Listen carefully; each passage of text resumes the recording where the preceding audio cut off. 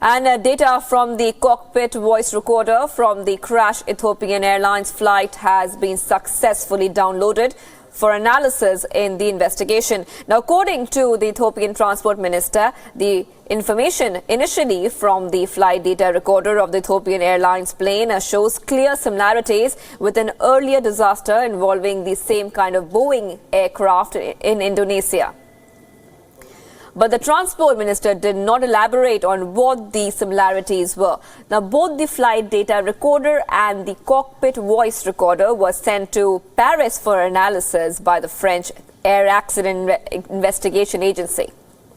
The Indonesian Lion Air Flight 610 had crashed into the Java Sea 12 minutes after the takeoff, killing 189 people last year. The flight was a part of Boeing 737 MAX series aircraft. The U.S. Federal Aviation Administration has already said that the movements of the Flight 302 were similar to those of Lion Air Flight 610 that crashed off in Indonesia last year, killing 189 people. Now, both planes flew with erratic altitude changes that could indicate that the pilots struggled to control the aircraft. Shortly after their takeoffs, both crews tried to return to the airports, but crashed instead. Now, the two planes experienced similarly erratic steep climbs and fluctuating air speeds before crashing shortly after takeoff. The Transport Minister has said that the Ethiopian government intends to release detailed findings within a month. Now, suspicions have emerged that faulty sensors and software may have contributed to the crashes. Boeing CEO Dennis Muilenburg has announced that they are finalizing a software update and pilot training linked to the anti-stalling feature of the airplane.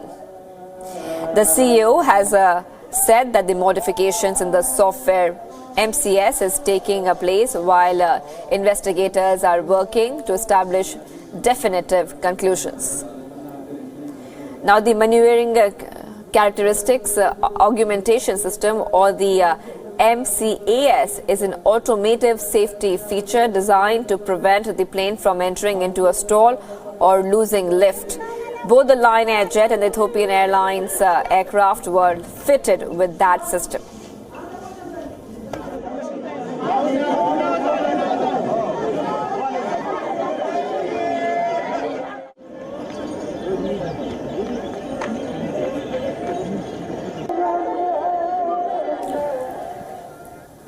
Now, families of the victims of the Ethiopian Airlines crash last week had to bury their coffins filled with charred earth, as none of the bodies has yet been formally identified, and many of the bodies were destroyed by the impact and the fire.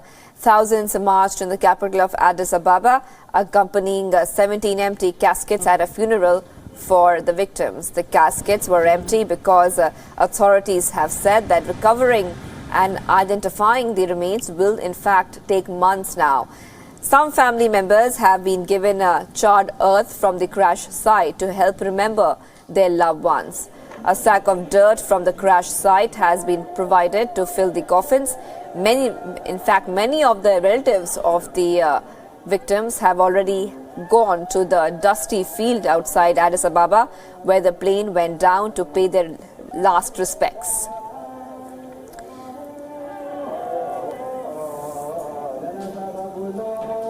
The Boeing 737 MAX 8 aircraft had crashed shortly after it took off from the Kenyan capital, killing all 157 people on board last week.